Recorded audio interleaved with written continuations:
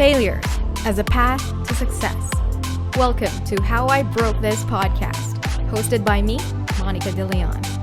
This is a show where entrepreneurs talk about their biggest failures and how they forged their path from broken dreams to true success. This is How I Broke This. Okay, so how are y'all doing, my friends? This is How I Broke This podcast. Welcome back. My name is Monica, your host. And in this show, I talk to incredibly inspiring individuals and share stories about their setbacks, turning into remarkable comebacks to impact the world. And today, I'm going to have a conversation with the incredible Ernie Harker. How are you today, Ernie? I'm doing so good. I rarely get introduced as the incredible. I like it. Thank you. Well, you're incredible, definitely. Okay, so just a short introduction about Ernie. Ernie is known as the billion-dollar branding guy. Amazing. So he is a consultant, a speaker, and author of Your Brand Sucks. I love that book title, by the way. Starting his career as a concept artist in 1993, he founded Earnburn, a production studio celebrated for its work in illustration, animation, video, ads, and brand development. So his expertise includes creating multi-billion-dollar brands like Maverick, Adventure's First Stop, and collaborating with icons such as Chuck Norris. So his acclaimed book and workshops reveal the secrets behind transforming companies into remarkable, profitable brands. Known for his dynamic personality and passion for brand development, he inspires organizations worldwide to redefine their brand strategies and thrive. Some interesting facts about Ernie, by the way. He loves to draw and has his own YouTube channel called Sketchy, where he teaches kids how to draw. And he's both addicted and allergic to exercise. I really want to know what that means. So again, everybody, please welcome Ernie Harker. Thank you for being on the show today, Ernie. Thank you for having me. I'm excited to talk to you. Me too. So, okay, I've been following you on Instagram, as we were speaking earlier, and I'm enjoying your Mhm. reels and posts there. First off, Mhm. I just want to ask you about this being addicted and allergic to exercise. Okay, I really wanted to know what is that all Oh about? my gosh. It is the weirdest thing. So in my 30s, so I'm 54 right now, and in my Wow. 30s uh I was a workaholic and I was kind of Mm. out of shape, and a few friends said, "Hey, let's do a triathlon." And I'm like, "Oh my gosh, like an Ironman?" They go, "No, no, no, no. Like a sprint. It's called the triathlon sprint." Uh-huh. And it took me weeks and weeks before I could run a mile without stopping, like you're jogging, you're like, I'm out of breath. Oh my gosh, I gotta catch my breath. So it took me a while before I could run a mile without stopping. But I got to the point where I started doing not just a sprint, but I did Olympic distance, I did a half Ironman, and I did a full Ironman. And I loved working out. I loved the feeling of working out. And one time after a training, this was probably about like 8, 9 years ago, which is kind of weird. 8 or 9 years ago, I finished a workout and my body started getting covered in hives, like little dots, Oh like God. bumps. Okay. And I was itchy and it was crazy. And so I took a bunch of pictures. I'm like, this is not normal. And I thought maybe I got bit by a spider or something, Uh-huh. because you put a helmet on when you go on a bike ride, and I thought, okay, maybe I just got bit by a spider. Well, the same thing happened 2 more times, and I went and saw a doctor, and the doctor said, I told him every time I'm like working out, I start to get these hives, and to the point where I almost pass out.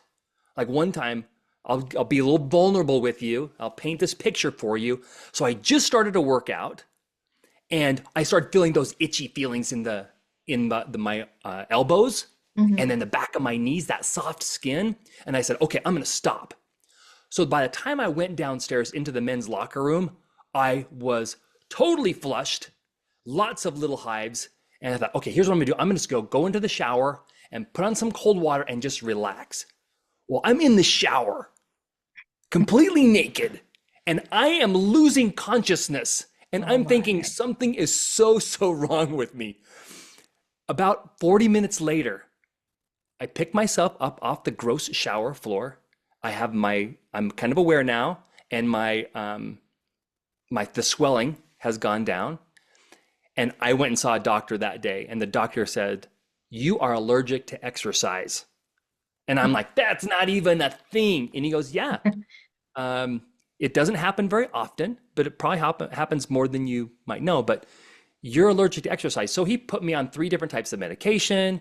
And then we basically found that I can just take an antihistamine over the counter every morning so that when I go work out, I don't get an allergic reaction, which is like, how would you like to be told, sorry, you're allergic to exercise? And you'd be like, okay, can't exercise anymore. Sounds that's my excuse, but I love it. So does that still happen to you even today? Oh, yeah. Oh Yeah, it still my. happens. If I don't take my No. medicine and I'm working out, um, I'll get it. And it's bad. It's awful. I had to have one time, my wife was with me. I was swimming in Hmm. open water, and I thought, I'm swimming. It'll keep my body cool. I didn't think about Mm. taking my medicine. Well, I had an EpiPen on the shore. So my wife put me on the back of her paddleboard, and she paddled me for like 30 minutes to get to Mm. the shore so that I could get my EpiPen and put it in my leg. And oh, it was awful.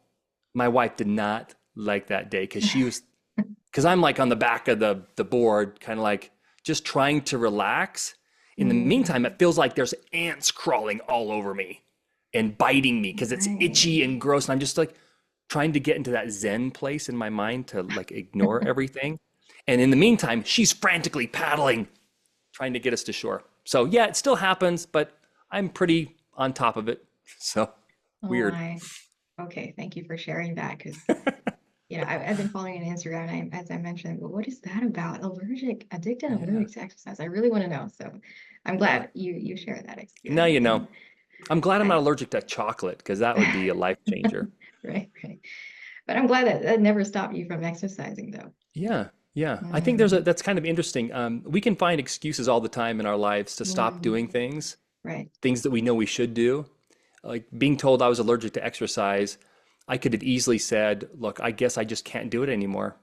But um, taking medicine and eating healthy and stuff helps me to Mm, make sure that I can continue a healthy lifestyle. right, right. Very true. Okay, that was a good start for today, Ernie. Thank you Oh, for good, sharing that. good. All right, let's go to your backstory. I'm very Okay. interested to know about you, Ernie. So your journey began as a concept artist back in Hmm. 1993. Yeah. Can you take us back to those early days? I watched one of your reels on Yeah. Instagram. I always talk about Instagram. Yeah. That So, yeah, you wanted to be a Disney why artist. Hmm. I wanted to be a Disney artist. See, when I was a kid, Yeah. when I was like 11 years old, 11, 12 years old, I had 8 brothers, no sisters. So I'm Mm, from this big family. And after school, my brothers and I would come home from school and we'd turn on the television and watch cartoons, after hmm. school cartoons and stuff. My mom hated the television. She called it the idiot box because she said my brothers and I turned into idiots as soon as the TV turned on. So she took the idiot box and put it in the garage. So Hmm. we had no TV, which is kind of crazy because a lot of your social life, you talk about like what you watched on TV and what. So I ended up taking this TV time and I invested it into a hobby of mine, which was drawing. I love to draw, Mm. but now I spent more and more time drawing, and I got good enough that people would say, "Hey, Ernie, you're really good. Will you draw me a picture?" And I'm like, "Oh my gosh, I'm getting attention, really good Wow. attention." And so I poured all this energy and time into drawing, wanted to be a Disney artist or, you know, a professional commercial illustrator. And I got a job right out of college working for an ad agency. And I Mm. had the best time. I loved it. But that set me on a career to so that position as an artist, my job was to visualize what was in the minds of other art directors or creative directors who couldn't draw. And this is before the internet, where you, or AI, where you could just Mm, type a prompt and get an image of what you're thinking about. So I was like a police sketch artist, that I would draw out what a creative director or an art director would describe to me to be a scene in a TV commercial, mhm, or like a photo for a print ad, you know? And mm. so I got to be pretty good at that, and then started my own company and helped produce marketing materials for a whole variety of clients. So that's illustration art is where I kind of got my start, but then it Mhm. evolved into branding and marketing, because you need to use those marketing tools, advertising, for a specific objective. There's a specific strategy. And so that's kind of how I got into brand development. Interesting. So that transition from not really transition, you're still a creative artist even until now, Yeah. and you're doing the branding business at the same time. Yep. Yep. Hmm. So you're the billion-dollar branding guy, as I Yeah. introduced in your introduction today, Ernie. I want to know, what are some of Ernie Harker's favorite brands? Oh my gosh. One of my favorite brands right now is Liquid Death. Liquid It's the Death. water brand. It's Liquid Uh-huh. Death. It's a water. It's just a spring water. And Like they've come up with new drinkable water. lines. Yeah, just normal drinking water. But it's Oh, okay. called Liquid Death. Okay. Never It heard. looks like an energy drink had a baby with um, a beer, but it's water. And it has this really strong um, kind of angsty rock, heavy metal rock band Hmm. uh, theme, but it's centered on a kind of a macabre, funny theme. Like, so for example, Liquid Death is the name of their company. Their tagline is "Murder Your Thirst." They have Interesting. flavors like severed lime and Mm, chainsaw mango, or mango chainsaw, and a buried alive, cherry. So it's like, and the advertising and promotion they do is hilarious, but it's got a mm, very, very distinct look and feel. And because it has a distinct look and feel, and it's attractive to a very specific type of person, so a young person who wants to have a little bit more personality in their water. They don't want to be a boring person, so they'll use, or they'll choose Liquid Death. The water's great. It tastes great, but it has more than just the functionality of the water. It provides a personality mm, that reflects a person who's drinking its personality. Because in reality, when it comes to branding, the brands we choose help us express ourselves, because those brands have a personality to them. That's why we buy certain cars, or buy clothing or makeup or cell phones or computers, because those products have a personality to them that we want to be associated with. Um, Nike tennis shoes, I want to be an athlete. I want to be associated with that kind of personality. So that's what we do with brands. We choose to be around brands that express who we want to be, mm, and it has much less connection to the product's functionality. Like shoes, protect your feet. Water, keep you hydrated. Well, brands aren't really about that. It's a lifestyle or a personality to their product, not functionality. I love that. It's a whole new thing for branding for me, Hmm. Ernie. So speaking about brands, like Maverick Yeah, Adventures, first off, is one yeah, of the yeah, multi-billion-dollar brands you helped create. So can you share some of the challenges you faced in transforming Maverick into a powerful brand? And can you yeah, share the key strategies or principles you used to yeah. create it or transform it into a billion-dollar brand? For sure, for sure. Um, Convenience stores like like gas stations, they are almost exactly the same as all of their competitors.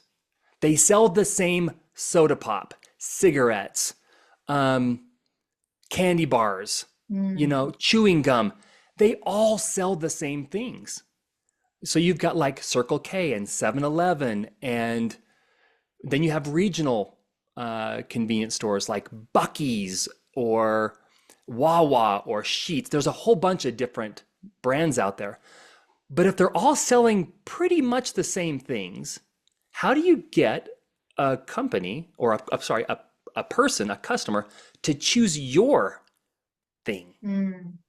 And it needs to be something other than price. Otherwise, we get into a price war where you charge less to get that traffic, and then your competitors charge even less to get that business. And then you're going, well, I'm going to even charge less. So it's a race to get to no profits. So the idea is like, what can I do to create a customer experience that elevates the perception that the customer has of me, Mm. that they choose to do business with me and will be willing to pay a premium price. So when it came to Maverick in 2001, when we started working with Maverick, they were known as Maverick Country Stores, and they had a very cowboy western theme to their Mm. brand. They had a mascot that was like a cowboy, had a big Stetson hat and a big mustache, like the old Mm. West, Wyoming. Um, but the owners of the company felt like that brand had kind of run its course. The founder in the 50s and 60s created that brand that was cool. Like cowboy western movies were really cool back then. And so it went it got old. It got tired. Mm. It got wore down. And so the company said, we need to come up with a new advertising campaign. And I'm like, well, we should do an advertising campaign that strengthens your brand. And they said, well, we don't like our brand. I go, well, then you need to change the brand. And they were like, well, we've always been country stores. What are we if we're not country stores? And so here's the process that we use to create, and I use, and then it's in my book, to help a company or a person find their brand. And the most important step is to find your difference. What is it that makes you special? And most companies and most people don't dig deep enough. Most companies will say, "Oh, it's our quality, it's our service." It's like everybody's saying that, and so that means it's not different. What's deeper? And at Maverick, we discovered that Maverick had this very independent spirit. They didn't want to do what everybody else was doing. And that Mm. spirit was being represented and communicated through a old Western cowboy theme. Even the word maverick means to be by yourself, do your own thing. So a maverick cow, which is where it came from, is a cow that's doing his own thing on his own hill somewhere. Oh, he's a maverick. Not lost, but purposely lost. Like I don't Mm. want to be with you guys. That's what a maverick is. And what we discovered is that we did a bunch of research to find what it is that people liked or disliked about convenience stores. And what Mm. we discovered was people hate going to a gas station. Everything's overpriced. They don't like to buy gas because it's a commodity it's not fun. It's not like you get excited to go and buy gas. It's like True. today's the day I get to buy gas. That's not, I mean, getting your hair cut is more exciting than Mm. getting gas, right? But their attitudes changed when they were on their way to an adventure, like snow skiing or fishing or hiking or uh, snowmobiling or river rafting or whatever their adventure was, camping. They gave themselves permission to buy more things at a convenience store, and their positive anticipation, those feelings of anticipation going on their adventure, created this really positive association with convenience stores. So Mm. Mhm. we decided, well, what if Maverick treated all of our customers as if they were going on an adventure. And so we created this theme and a tagline, Adventures First Stop. So, how would we treat our customer and what would the experience be like if every customer was walking into the first day of their adventure? And so we created an interior design theme. We created an exterior design for our stores to make them look like, a fun, cool, contemporary mountain cabin. Not an old-timey, gross one, but like something really cool you'd find in Park City, Utah, or in Denver, Colorado, or something. And that theme created a visual experience that that helped us create products and services and a loyalty program and everything else that was all adventure-y Mm. that really took off. And so when I was there, I think as a result of this brand, I was working on their brand for about 9 years, and then they Wow. hired me full time.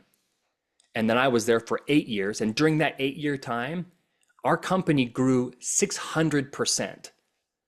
And it developed like when I left, I think it was like a $3 billion company. Um, Wow. Now it's probably double that. Well, It's been 5 years now. They're probably double that. But that's what branding does. It helps you get more than your fair share of business. incredible. I love that, Ernie. I don't live in the US. I have no Hmm. idea about this brand, but now you share that with me today, and it makes me think about my own business as well and how I can Yeah. start thinking about branding. So, what's the difference? You work with this company, Maverick. Hmm. What's the difference between branding and a logo, for example? Okay. Good. I tell people that your logo is like a keyhole to your brand. It should be Mm, like it should give you a glimpse of the personality of your brand. Um, it should hint at what you do. So if someone sees your logo, they'll know that you're in a specific industry. So, uh, but oftentimes people will develop a logo before really figuring out what their brand is about. So they mhm. have this logo, and then what they do is they basically go, okay, I'm going to put this logo on everything, and then that becomes my brand. It's branded. And the reality Mm, is, no, you've just logoed it. It doesn't mean you've branded it. Branding is deeper than a logo. Branding is the story. It's the personality. It's how do you make people? How does your company or your product make people feel? And if you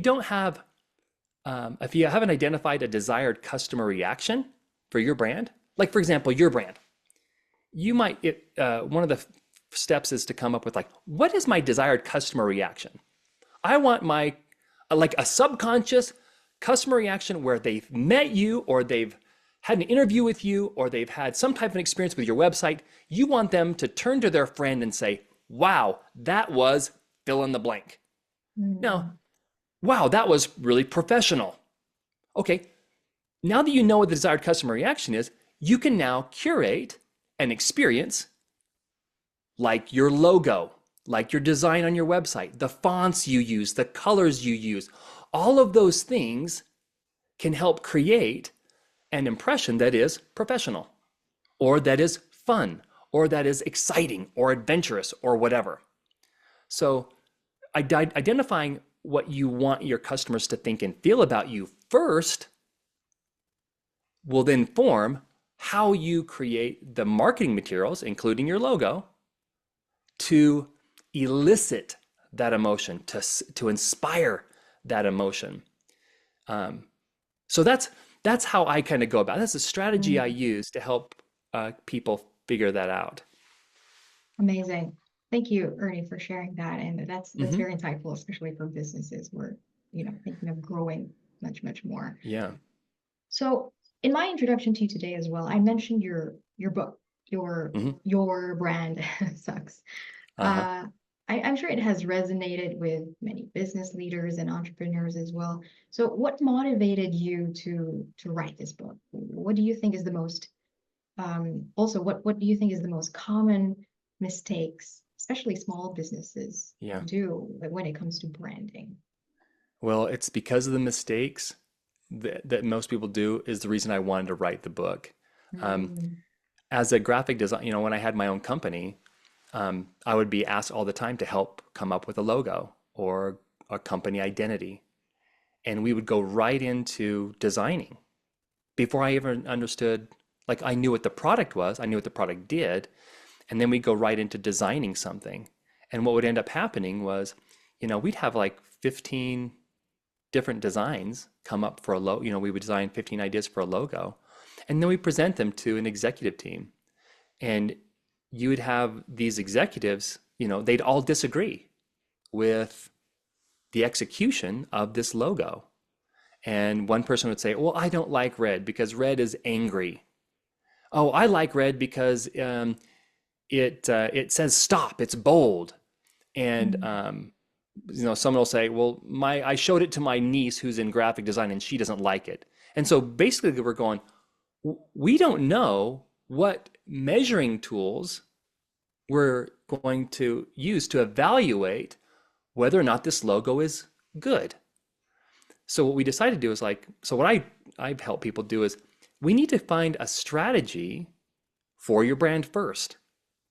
And then so for example, what makes you different?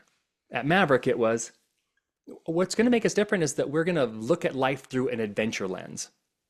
Okay, that's no other convenience store does that. And we actually do a really good job of it because all of our stores are located in kind of the Mountain West area where it's like the world's playground for adventure. mm. So we're going to be adventurous. All right. Um, Now that you've identified that unique attribute, how do you want people to feel? Well, we want people to feel excited. We want people to feel energized, motivated. We want them to feel free and independent. Okay, awesome. What colors elicit those types of feelings? What graphic design elicits that type of emotion? So now, when we create a logo or an ad or whatever, we don't ask, do you like it? Mhm. We say, is this in line with your brand strategy? It's no longer a matter of personal preference, it is strategic because sometimes you may not be in the mood to like something. Right. Well, Mhm. that's a terrible way to judge your brand. Campbell's soup or Coca-Cola, Coca-Cola doesn't wake up one day and say, I don't feel red today. I feel green and blue today. That's because I want to be authentic to myself. It's like, no, they have a strategy and they execute that strategy regardless of how they feel in the moment. So that's why strategy is so important. And Mhm. and the reason I wrote the book is I wanted people to understand that you need to approach branding from a strategy before you approach it as a graphic design issue. Got it. That's one of the most common mistakes perhaps Hmm. businesses make. Hmm. I also watched some of your YouTube videos, Uh-huh. Ernie, and your superhero is Chuck Norris. Am I right? Oh yeah. Yeah. So Yeah. you've had the opportunity to collaborate with, iconic figures like him, like Chuck Yeah. Norris. So how do such high profile um, collaborations influence a brand's image? And Yeah. what advice would you give to companies aiming to work with well-known Yeah. personalities? So here's what's really interesting. So my team and I, when I was at Maverick, I was the executive director of marketing, so I led all the marketing strategies, and we knew who we were. We knew we were a high energy adventure themed brand. And so what we wanted to do is we knew that would be attractive to people or to other brands that also had a high energy outdoor brand. So we came up with this idea to do a sweepstakes prize, a big, very expensive prize that would be attractive to our core audience of men between the ages of 18 to 45 who work out of a truck. Okay, That's not all of our customers, but that's a very, very important target market for us, because they buy a lot of fuel. They work out of a truck. They use a lot of equipment that requires fuel. They eat a lot of food. They like energy drinks and beer. And this is a great customer for us. So we need to come up with a sweepstakes prize that was so interesting, so exciting that it would get 18 to 45-year-old men who work out of a truck to join our loyalty program, which they don't like to do, join loyalty programs, and then use the points they earn to enter to win this fun prize. So in a brainstorming session, one of the guys in our brainstorm session, or maybe one of the ladies, said, let's have the Diesel brothers on the Discovery Channel build us a truck, and we'll call it Truck Norris, like the ultimate truck. And we thought, oh, we all love the idea, but we knew we'd get sued. You know, Chuck Norris would say, hey, you can't use that. So we said, well, what if we actually asked Chuck Norris? So we spent months, literally months, trying to track down Chuck Norris's agent, because just FYI, not everybody who claims to be Chuck Norris's agent is Chuck Norris's agent. And I'm sure that's true with a bunch of celebrities. Everybody wants a piece of the celebrity pie. But we finally got the right person, and we pitched the idea, and the agent said, no, not interested. And we're like, oh, well, at least we tried, right? And I'm like, yeah, because just like a few weeks later, I actually got a call from Gina Norris, Chuck Norris's wife. Is she want to know a little bit more about this idea we had? And we're like, and I was not ready for it. My hands started sweating. I was like, my mouth got all cottony, and I pitched out, I spat out the worst pitch of my life. But at the end, she said, we're interested. I'm like, really? She said, yeah, we discovered water on our ranch in Texas, and we decided to bottle it so that we can have a revenue source. We'll sell it, and we'll have a revenue source for our charity, because we need to make sure that there's an ongoing money coming in to support our charity. But she said, we don't have any retailers to buy our water. We've got a bottling plant. We've got water in bottles. We just don't have any retailers yet to sell it. She said, if you become the first retailer to sell our water, we'll partner with you on this Truck Norris campaign.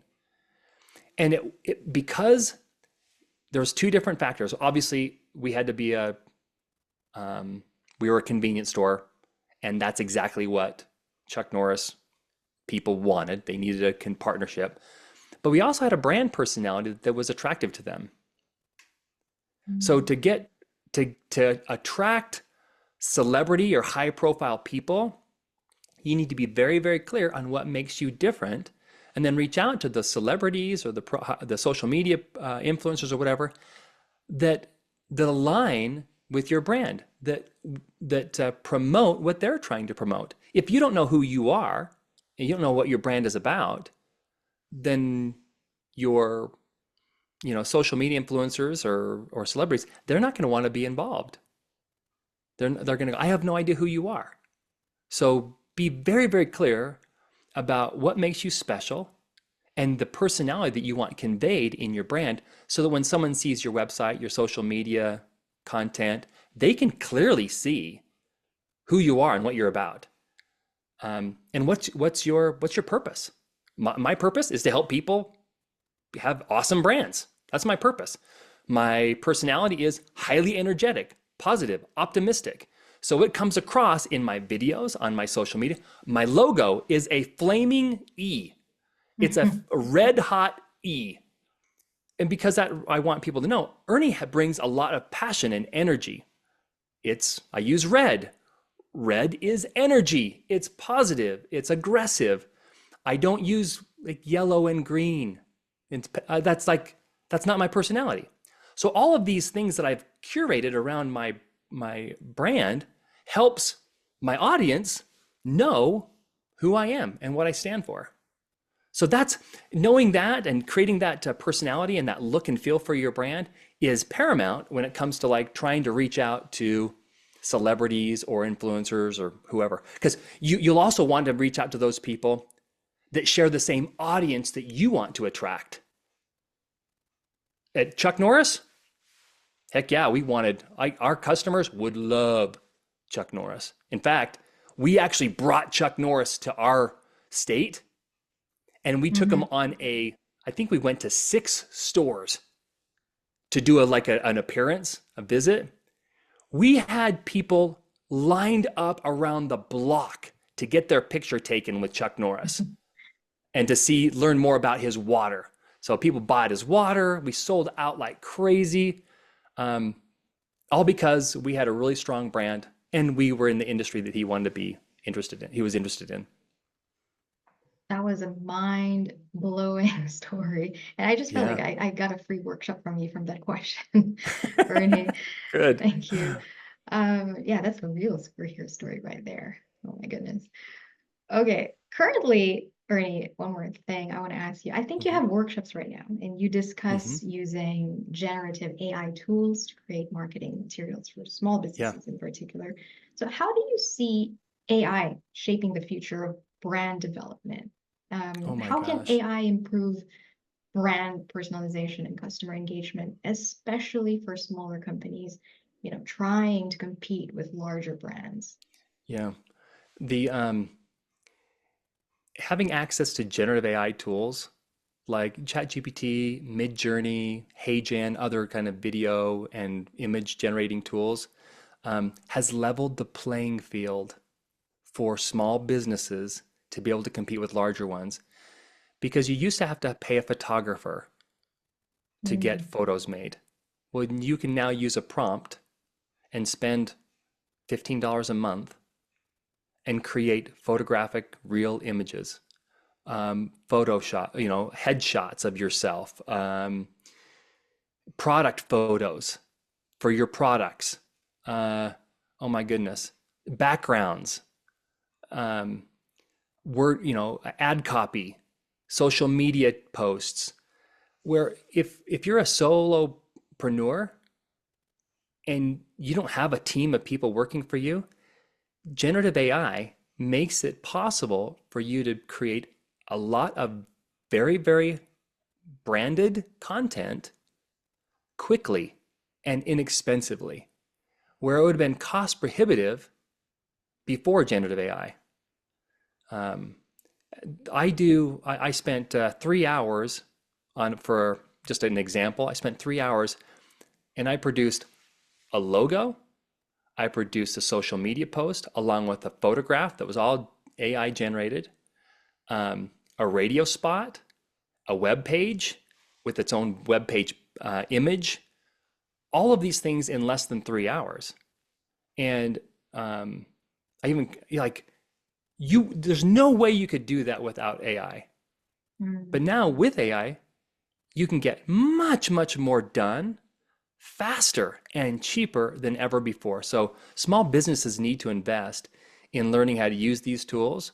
And then someone like an agency, mm. a creative agency, a creative agency whose employees know how to use generative AI can now produce marketing materials for their clients at a faster and cheaper rate than before.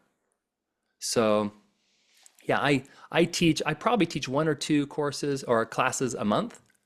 And if people want to find out about how to use these generative AI tools, they can just go to my website. And on my website, Mm. they can find a link to courses.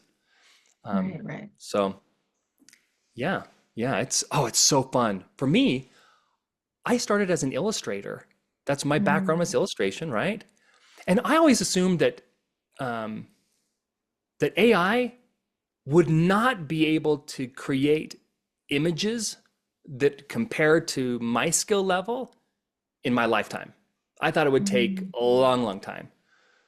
Well, 2 years ago, I discover it can do really, really close. And now it's it's so scary how cool it is. I use generative AI every day in my line of work for slide presentations, for logo ideas, for my gosh, I don't know how I work without it now. I do so much more with generative AI than I did before. The technology of AI these days has been transforming more and more, Ernie. Hmm. And we use this now for businesses to grow, and so many new things that are happening right now with technology really help Yeah. with a lot of things with the skills that we already have. However, Hmm. there are some people who say like, oh no, you shouldn't rely on AI. It's making people lazy. It's making people dumb. What do Uh-huh. you have to say about these kinds of opinions that people have? I feel the same way about when um, calculators came along. Oh, we don't want to use Mm. calculators. It's going to make people stupid because they're not going to have to do math. Um, or computers. Mhm. Computers are make it so much easier to do things. Uh, AI is a tool, much like as an artist, I used pencil and paper and paint on canvas or paper. In when I was 25, I learned how to use a stylus computer. Well, I'm able to produce art materials much faster. But it's not real art if it's not a pencil and paper, right? No, Mm. it's just a tool. Like pencil and paper is a tool to Right. create to help me express my creativity. A digital stylus and software is a tool to help me express my creativity and come up with images. So I look at anything I can use to help me be more creative and produce more content that's creative, the better. Now, what I don't like is is quantity for quantity's sake. Like with generative AI right now, you can create hundreds of pieces of content in minutes. Well, I don't think we need that. Nobody is online going, man, I just wish there was something to look at. There's nothing on Instagram anymore. It's just a desert. Nobody is saying that. In fact, there's so much content that we can't even get to it all. So what I want people to do is use generative AI to help them come up with more creative ideas, more unique ideas, so that instead of seeing 20 pieces of social media content a day, I want one piece a month that is so good, so compelling that my customers can't wait for that next piece of content. Now, I'm not there yet, but that's what I want to see. Let's, instead of being prolific and do more, let's, now that we can do more things, let's get better and better and better at doing fewer things. But that's what I'd like to see, but I doubt it's going to happen. 100%. I totally agree with that. Like it's a whole different lens into looking at generative AI, and Hmm. as you mentioned, using it as a tool to be more creative. I think Yeah. that's very inspiring for people to know. Okay, one more thing today. Okay. I think I keep saying one more thing. Ernie. So this is a show, how I wrote this podcast. It's about failures, it's about setbacks, and Hmm. how you made it through to achieve the level of success you're at now. And Hmm. what I want to ask you is, was there a point in your life or in your career where you'd felt you struggled and somehow you reached a point where you didn't know what you were doing?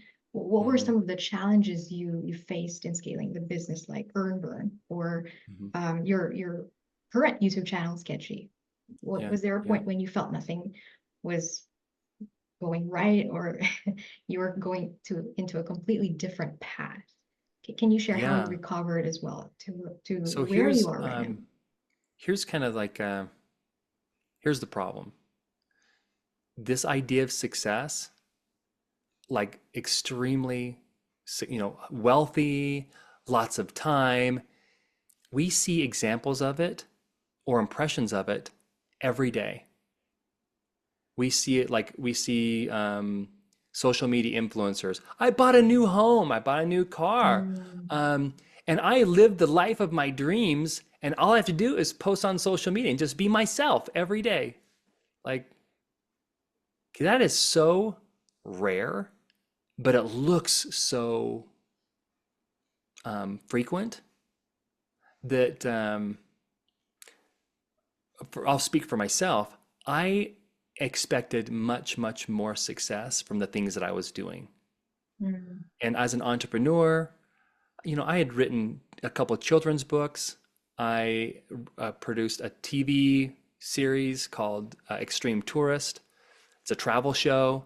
Um, I started a business in 1995. Uh, Gosh, I tried so many things. Each one never met my definition of success. Mm. And each one of those things was a failure to me. And when I was writing my book, Your Brand Sucks, and this is like, gosh, probably 8 years ago now, but when I was writing it, I'd spent hundreds of hours writing this book. It was really, really hard. Like I've got ADD and I can barely finish a sentence without thinking of a dozen ways to finish it. So, I, let alone writing a paragraph or a chapter. So after writing this book, I finally got to the point where I could see the light at the end of the tunnel. Like this book is going to be done. This has been taking me 3 years to do. I'm gonna get this thing done. So I did some book cover research, and my book was based on my personal experiences. I wasn't doing research. I was doing, this is my life, my experiences, what works, what doesn't work. But doing some research on book cover design, I found that there are so many books on branding. There's like a gazillion books on branding. And I got this little voice in my head. I call him the dream killer. The dream killer is like, Mm. Ernie, does the world really need another book on branding? No one's going to buy it. Um, it's going to be a total failure because everything else you've done has been a failure. And I'm like, okay, I started believing this voice because I reflected on, the business I started. When I started working for Maverick, my business kind of just dissolved. It, I was hoping that it would take off because I had a business coach for 2 years. I had a business coach for 2 years. I had a vice president that was with me for 15 years. When I started this, I said, look, I'm going to work for our number one client. You keep the business going with 13 employees, and you don't have to worry about my salary anymore. I don't have to, I'll get money somewhere else. And now we can get the business really healthy again. 3 days after I started that position, my company dissolved. My business coach and my vice president, they started their own company with one of our designers. Some of the animators started their Mm. own company. So my company fell apart. So I'm working for this other company. I'm like, well, at least I've got a job. So that, to me, I thought that that was a failure. Mm. Um, the the travel show did 13 episodes, and we didn't make any money on it. Um, so all these failure after failure after failure, and then this little voice inside my head said, Ernie, no one's going to buy your book because there's so many books on branding. No one cares. I give it up. Just work, just get a job and work for a boss and do the least amount you can and spend your time doing fun things you love. And I'm like, well, I love creating businesses. I love creating these ideas. And so I stopped writing my book. I truly believed that I was destined for failure because everything else I'd done was a failure. And one of my coworkers noticed that I lost the wind in my sails. I was no longer happy and enthusiastic about life. And this friend of mine noticed that I was depressed, and he asked me what was wrong. And I basically like vomited my failures all over him. I'm like, everything I've done has been a failure. And I kind of list out these failures. And it was kind of interesting. His response was, dude, you get credit for trying all those things. And what's weird is like, I would have thought, I would have thought earlier that would have been just like, life is just a game and it's just important that you try. I'm like, I want to win. I don't want to just play the game. I want to win. But I knew what he meant was like he basically was saying is trying isn't the outcome. Trying is in the effort. Trying is the doing. And that is success. Success is in the effort of doing whatever it is. So I look back and I go, oh my gosh, I built a business. I did an Ironman. I did a travel show. I created DVDs and wrote storybooks. And it's like all those things, whether or not they sold a bunch or not, I did those things and that's success. And so I thought, okay, I'm going to finish my book. And I will redefine what it means to be successful by the effort I can make to get something done. Because I have 100% control of whether or not I write a book. Just like I have 100% control of whether or not I wake up in the morning and I do my workout. I have nobody to blame but me if that doesn't happen. Now, does that mean I'm going to win an Ironman if I work out every day? No. Does it mean I'm going to sell 1 million copies of my book? No. But if I can be successful in my effort, I can say, okay, I can write a book. Well, what if I wanted to sell 100,000 copies? No problem. No problem. Just create a plan that I know I can crush. I can crush this plan. I will crush it. Crushing the plan is success. Now, if I didn't sell 100,000 copies, no worries, no problem. Just change the plan. Learn from that plan, change the plan, and then crush the plan. Eventually, if you apply what you learn, you will get the desired outcome. So I changed the way I was thinking about being successful by creating really, really good plans, strategies, and then sticking to that plan. I call it crushing the plan. Crush the plan, because if you create a plan and you crush the plan, then you can celebrate the success of crushing the plan. And you know that eventually, if you just keep tweaking the plan, whatever outcome you want will be inevitable. It's going to happen. So, but I'm the type of person that says, I get more joy and satisfaction out of creative, like writing the book or producing the TV commercials or TV shows. I get more satisfaction out of that than I do with selling it. So I'm like, I'd rather just produce something new and move on to something new than to go, okay, I've got this thing, I'm going to sell it. And I'm going to sell 1 billion of them. Like, I don't have a lot of fun doing that part. And so if it's not fun for me, if I don't enjoy it, then I'm not going to do it. So I don't know. The book was one of those kind of catalysts for me where I realized, man, I've been a failure most of my life. I thought I was a failure for most of my life.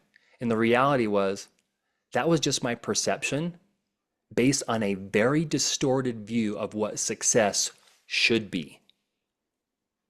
And so I had to change that perception.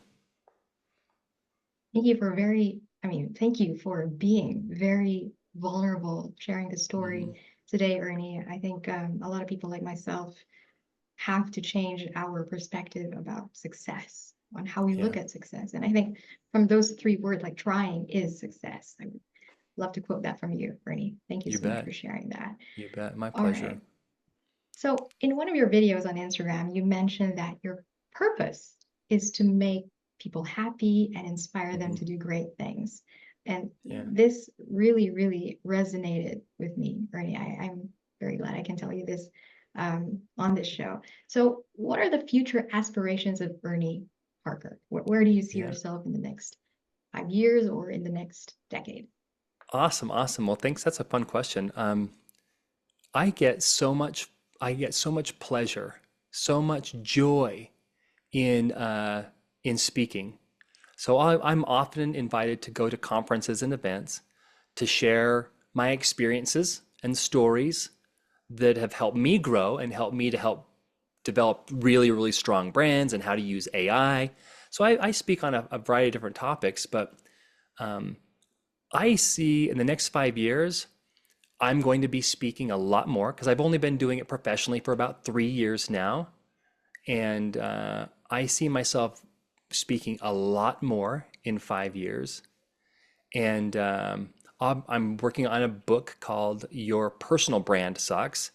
It's about personal branding. So you can take a personal brand in any company you work for or your own startup company if you want. But having a like all the lessons I learned about corporate branding, like how do you use all those strategies to create a really, really powerful personal brand?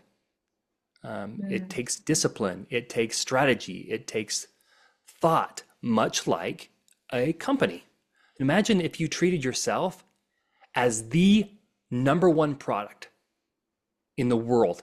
Because the truth is, there is not another product like you anywhere in the world, nor will there ever be.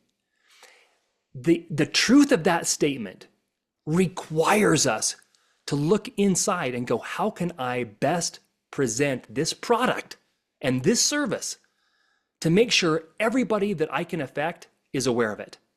And it's not about being arrogant or selfish. It's like you are a product. You are a powerful product. You're a one of a kind product. What are you doing with that product? How are you presenting it in the world? Are you just letting it like happen organically? I mean, businesses don't do that with their products. We should be more, strategic. We have a goal. What's my purpose? And for me, I've learned that my purpose is I love bringing vitality to people, energy to people, positivity to people. And so I live my life that way. And I reach out as often as I can to share that because I feel like even a smile, like we need to do a better job of smiling at each other because it's Mhm. contagious. And Yes. if we all kind of said, hey, my mission is to make people happy, we're going to bring our best selves, optimistic, positive selves to whatever environment we're in. And even if we're having a crappy day, we can still choose to be positive and optimistic and upbeat um, because that's our agency. That's what's great about being a human is we have that choice.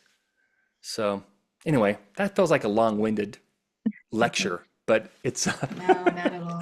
I mean, your positivity, your energy is very contagious, Ernie. That's why it's been a pleasure to talk to you today, actually. oh, you Thank bet. you so much. And we'd love to see more of Ernie in the next Okay, 5 and 10 years, more of that vitality. you will. Definitely. Okay, one last thing today, Ernie. When people are watching and listening to this, they'll surely want to know more about you, Ernie Mhm. Harker. So as we close up, can you, by the way, tell us where can we find you, Ernie Harker? Where can we engage Yeah. with you on social media or your website? I am most frequently on LinkedIn. Mm, So find me on LinkedIn. I post more content there than anywhere else. Um, but you can learn more about me on my website. It's earnburn.com. My twin brother, when we were in high school, he came up with my nickname because he wanted to be a rapper like Eminem. And so he'd have little lyrics like earn, burn, the butter churn. That was me. I'm Earn Burn. So ERNBURN.com is my website. right. But you can also find me at ErnieHarker.com. It just points to the same place. And find Ernie Harker on LinkedIn. There aren't very many Ernie Harkers in the world. Thank goodness for that. Glad to know that. Okay, so it's mostly on LinkedIn and your Hmm. website, earnburn.com. You also have an Hmm. Instagram account Yep. and the YouTube channel, by the way, where you Yep. teach kids on how to draw. Yep. Okay, thank you so much, Ernie, for your pure energy today. I am sure it has just grabbed all of the listeners and viewers' attention of our show in this episode, and a truly captivating man you are. But please Thank continue to you. inspire more through your love for art. And I'm sure this conversation we had will go a long way to help both small and big businesses around the world. So it's been a I hope so. pleasure, Bernie. Thank you so much for having you as a featured guest here on the show. We'll make sure to have everyone uh, look out to look out for you. We'll include links to find Bernie Harker on the notes below. And make sure to like and subscribe and let Ernie know about your thoughts on his background, both in art and branding. And don't forget to leave them in the comments. So thank you so much, Ernie. We had such a wonderful time in this episode today. More power to you. Thank you very much.